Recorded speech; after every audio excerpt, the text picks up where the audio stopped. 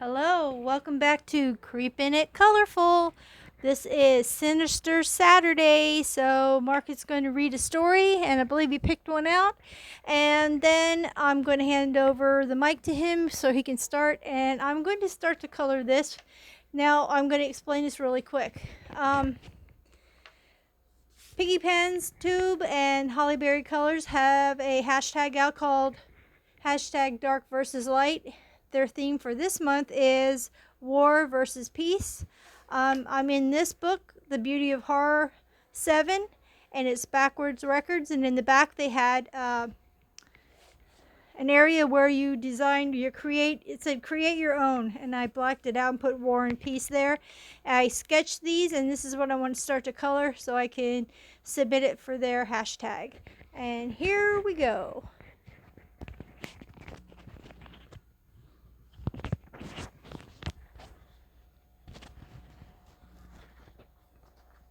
Christopher Columbus, Death by Dirt. Explorer, born Genoa, Italy, between August and October 1451. Died Valladolid, Spain, May 20th, 1506. 54 years old, I believe that's how old I am. At sea, Christopher Columbus had the magic touch, but on land, not so much. All he talked about was his dream to head east to the Orient. But he wanted to sail west to get there. Not a smart idea. Most people already thought the world was roundish, but what about all that upside down water on the other side? Why on earth would he want to search for land by sailing in the wrong direction? Eating bad food and sleeping all squished in a tiny cabin. Everybody thought Columbus had sprung a leak, but Columbus had determination. He was just nutty enough to attempt the stupidest idea anyone had ever heard. People with big dreams don't care where they sleep. Columbus was born in Italy. He moved to Portugal, got married, had 2 sons, and tried to get the Portuguese royals there to bankroll his dream. But they said no.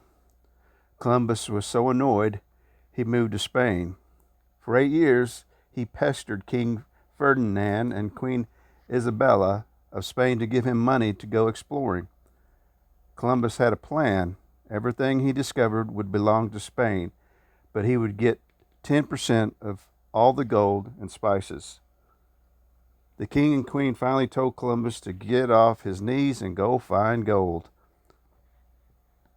In 1492, 100 men jammed into 3 ships, the Nina, the Pinta, and the Santa Maria. Columbus was 41 years old. Things like a telescope, sunglasses, brimmed hats, and potties aboard ship hadn't been invented yet, so they headed west into unmapped waters, short a bunch of basic stuff. Some thought the trip would take 3 years, but Columbus was better than anyone at the helm of a ship. He read the wind, stared at the sun, and squinted at the horizon for only 33 days before he spotted land. It wasn't the Orient, but it was land, and Columbus claimed it for Spain. He called it Hispaniola. The clothing-optional natives he encountered had gold rings in their noses, a very good sign. Columbus sailed home. In Spain, that crazy Columbus was no hero. Ferdinand and Isabella let him lead a second voyage with 70 ships back to Hispaniola to drop off 1,500 men to start digging for gold. But Columbus felt lousy en route. He had diarrhea, which wasn't exactly a picnic at sea. Going to the bathroom aboard ship meant hanging your butt off a plank out over the water, then wiping with a piece of rope dangling nearby. Poop germs got on everybody's hands, and since they used their hands to eat, it created a perfect storm of infections. Exposure to damp, Chilly air for months on end made Columbus' joints stiff, swollen, and so painful he couldn't walk. He kept sailing around as best he could, but he couldn't find the Orient. And no one found any gold either. When Columbus sailed back to Spain, Ferdinand and Isabella were not happy with the news. Columbus got out his knee pads again and begged for more time to find the Orient. But by now it seemed like Columbus couldn't find anything. His eyes were bloody from strain and sun exposure. His sea legs were gone because the shipboard diet of salted beef, pickled sardines, and wine had given him gout, which made his feet swell. He was a shipwreck himself. In spite of this, Columbus got funding to go on more voyages. He found the New World by landing in Venezuela, but he couldn't see it for a step foot on it himself. But he couldn't see it or step foot on it himself because his vision was blurry and spotted with dark blobs. And he was hunched over with arthritis. His hands looked like claws, and the sunlight aggravated his swollen, bleeding eyes. A cabin was built specially for him on the main deck because he could barely navigate his own body. The ship was a floating bed for Columbus. Even though Columbus was crippled and sailing blind, he and his crew found land at the site where the Panama Canal would be built centuries later. The Pacific Ocean was only 32 miles away on the other side of the land. Columbus would have liked that. The Pacific Ocean could take him to the Orient, but it was too late. As if things weren't bad enough, Columbus caught malaria, a disease spread by mosquitoes. He had chills, a fever, and difficulty breathing. His navigational antennae were all but broken, causing him and his crew to get shipwrecked in Jamaica. It took a year before one of his men safely canoed to Hispaniola and arranged a rescue. Almost dead, Columbus barely made it back to Spain. He moved into a monastery where he was taken care of by friars who couldn't refuse anyone, even crazy sailors. Columbus worked on the plans for his next voyage, but that would be just a dream. Columbus died on May 20th, 1506. He was 54 years old. No one came to his funeral. It didn't get mentioned in the newspaper.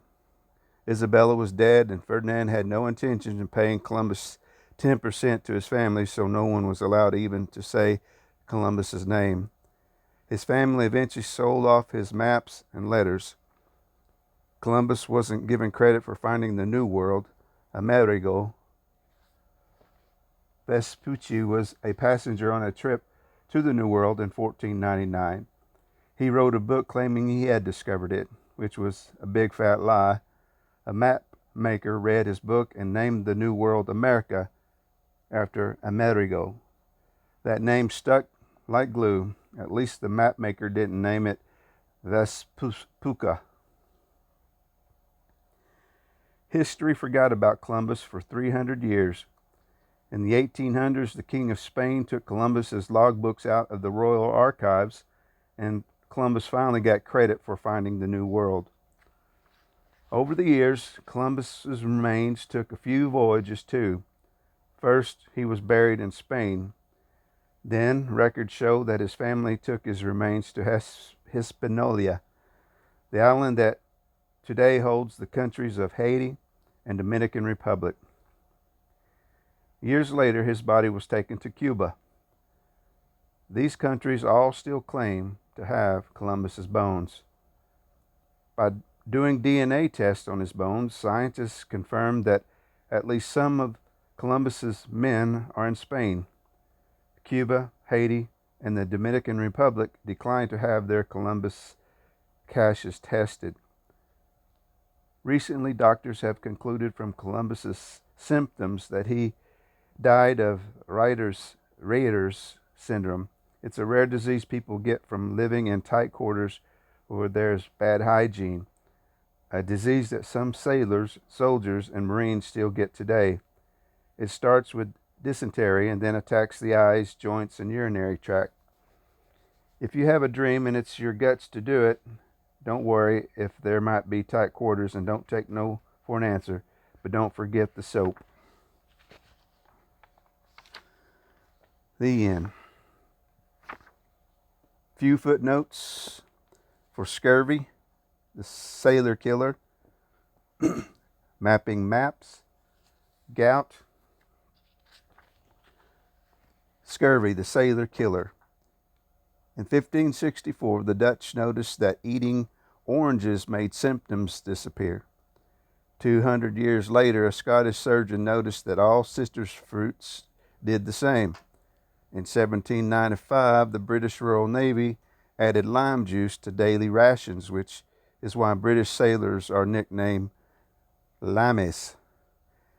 A healthy British Navy was a contributing factor in that victory over Napoleon in 1928.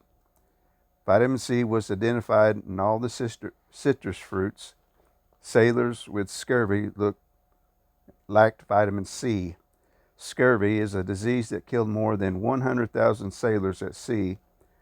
The symptoms are extreme exhaustion, bleeding gums, and death. Mapping maps. 150 AD, Ptolemy drew 26 maps with India where America is.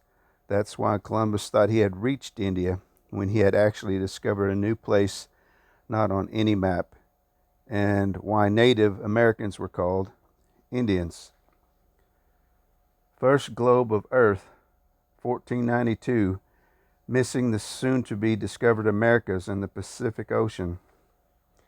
1507, first map showing the Americas. 1677, first known published map of the English colonies in North America. Gout. Gout is caused by a deposit of sharp crystals in the joints. The crystals form when there is abnormally high concentration of uric acid in the blood.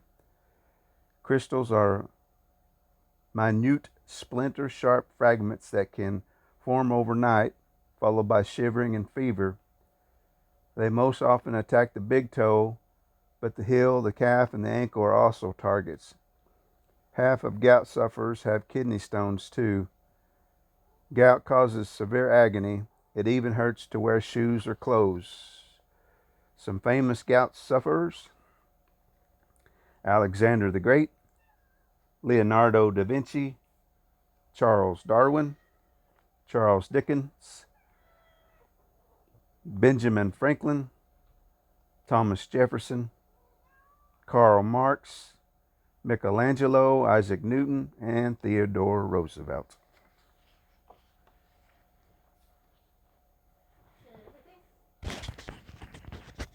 That's it. Alrighty, so we're having a little chaos over here with kitty cats. So sorry for that. But I will continue coloring these for a little bit. Then it's feeding time at the zoo. Hope you found that story interesting. I just told him to pick one, and there's several in the book, so he just went with Christopher Columbus.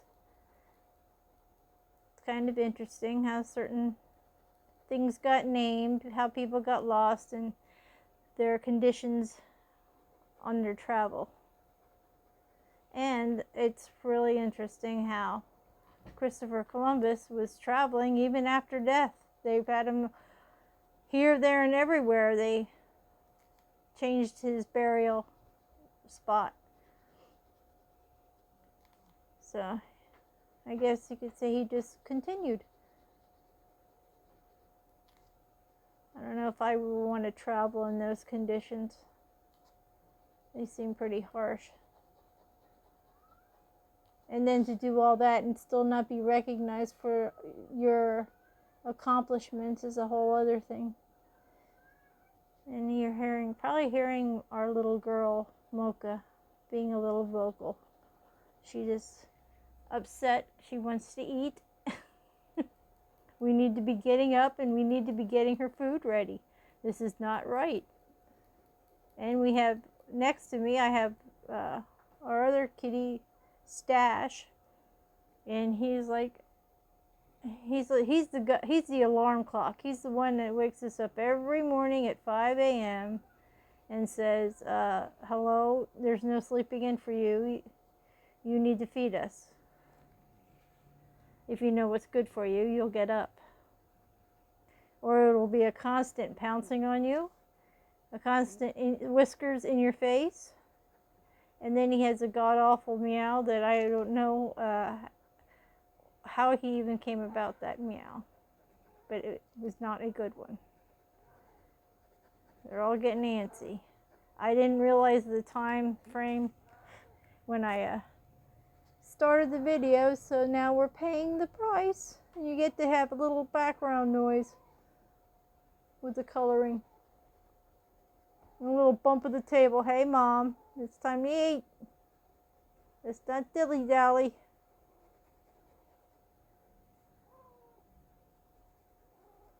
So do you have pets who run your household? Oh boy, that doesn't sound so good. We could be in for a rude awakening shortly.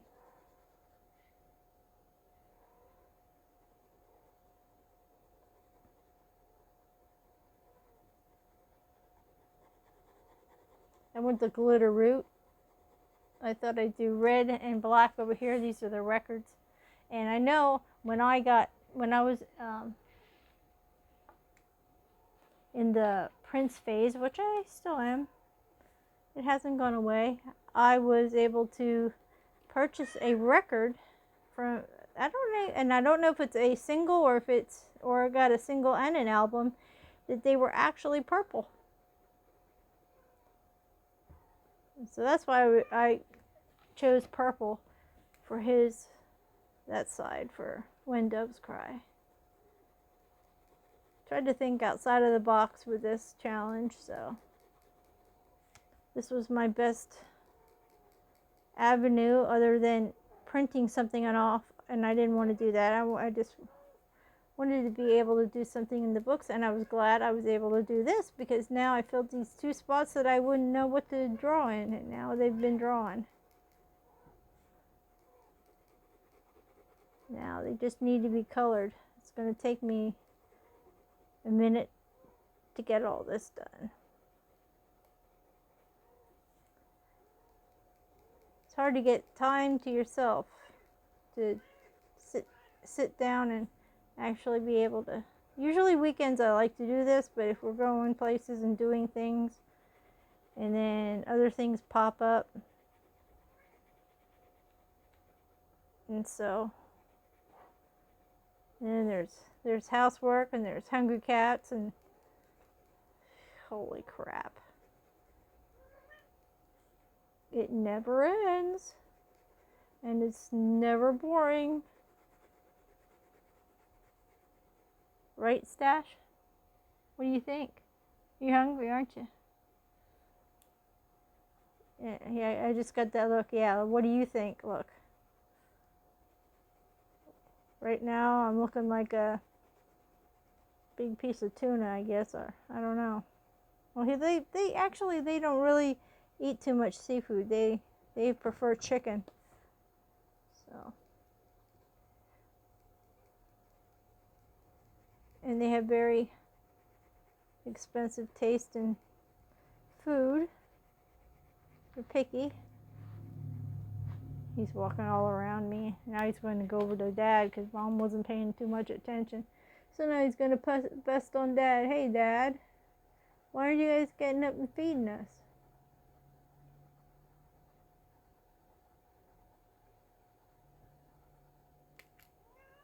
Oh, there she goes.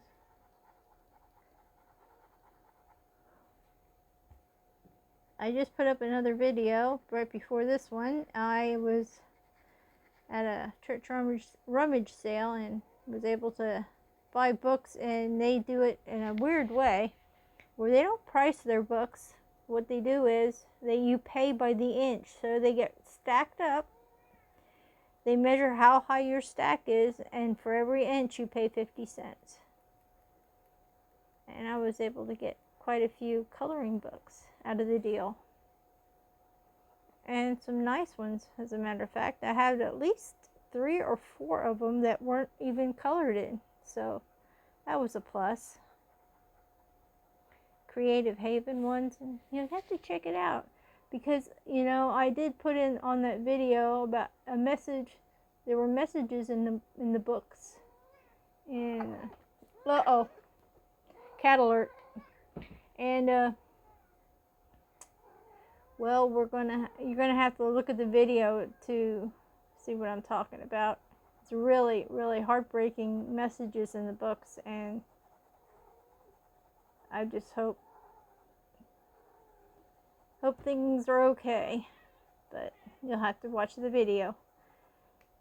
It's not a very long video. I just doing quick flip throughs, not really, you know, just lingering on pages. I just do a quick flip through because I don't know how many books I had, like 5 or 6 books. I'm not quite sure. And they're half decent books. They're not really, they're bad books. So I think I scored pretty good. There were some other ones there, but I wasn't just going to get them to get them. I mean, I could have, but I knew I wasn't going to color in them, so there was no reason for me to get them. Even though they were only 50 cents an inch. And today, it was half price. So if you bought a stack of books, you only paid 1/4 an inch. That was an even better deal. So I got a few today, and I had some yesterday. But I also got, which I'm probably going to do another video tomorrow, I didn't do all the books that I got today. I just did, you know, the normal coloring books. And so tomorrow I'm going to probably do a quick video. These are kids coloring books. One's even Bugs Bunny.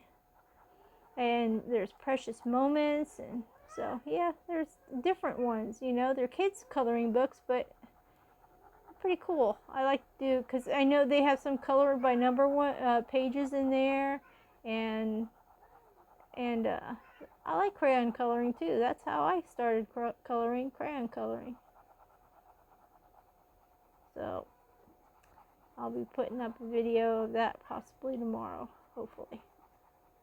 I shouldn't commit to it because craziness. Anything can happen. Anything goes. But if I do, it'll probably be early in the morning. That way, if stuff comes up, it's okay. Because they wake us up at 5 a.m. So I'm up that early. I can do a video then. And then I have the rest of the day to fill with catastrophes.